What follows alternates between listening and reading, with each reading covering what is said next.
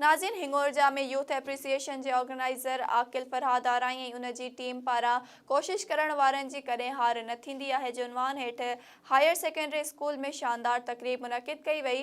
तक़रीब में तालीमी माहिर उस्तादनि, शागिर्दनि, वालिदैन ऐं सहाफ़िन वॾे अंग में शिरकत कई।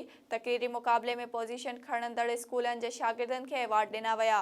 उन हवाले सां ॾिसूं था SS news reporter Fayaz Mohsin Solanki ji ही रिपोर्ट। यूथ एप्रिसिएशन के ऑर्गेनाइज़र आकिल फरहाद आराई उन जी टीम पारां कोशिश करण वारनि जी कॾहिं हार न थींदी आहे जे उनवान हेठि हायर सेकेंडरी स्कूल हिंगोरजा में एक शानदार तक़रीब मुनक़िद कई वई। तक़रीब में तालीमी माहिरान उस्तादनि, शागिर्दनि ऐं वालिदैन ऐं सहाफ़िन वॾे अंग में शिरकत कई। तक़रीब में सरकारी ऐं निजी 10 स्कूल जे शागिर्दनि में तक़रीरी मुक़ाबिलो करायो वियो। तक़रीरी मुक़ाबले में पोज़ीशन खणंदड़ स्कूलनि जे शागिर्दनि खे एवार्ड ॾिना विया। तक़रीब मौजूद शागिर्दनि ऐं उस्तादनि SS न्यूज़ TV सां ॻाल्हाईंदे चयो त साराहियां थो त उन्हनि वॾी हिमत कई आहे त उन्हनि पंहिंजूं सलाहियतूं उजागर करण जे लाइ मैदान ते अची डाइस ते अची पंहिंजी ज़रूरतमंदी जो मुज़ाहिरो कयो आहे। असांजे हिकिड़ो शऊर ऐं असांजो जेको सिस्टम आहे एजुकेशन जो उनखे संवारण जे लाइ हिकिड़ो बहितरीनु माना असांजो क़दम आहे। जेके यंगस्टर्स आहिनि असांजा यूथ एप्रिसिएशन प्रोग्राम ऑर्गेनाइज़ करायो आहे। हिन प्रोग्राम जो मक़सदु उहे ॿार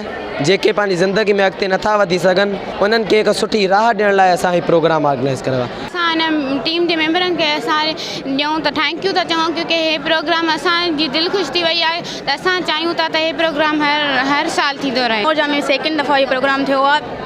सुठनि प्रोफेशन असांखे बहितरीन तरीक़े सां मोटिवेट कयो ऐं इन ॿारनि खे मोटिवेट एतिरा ई कंदा आहिनि। तालीमी इदारनि में अहिड़ा प्रोग्राम कराया वञनि त जीअं शागिर्दनि जी हौसला अफ़ज़ाई थिए। कैमरा टीम सां गॾु Fayaz Mohsin Solanki, SS news TV हिंगोरजा।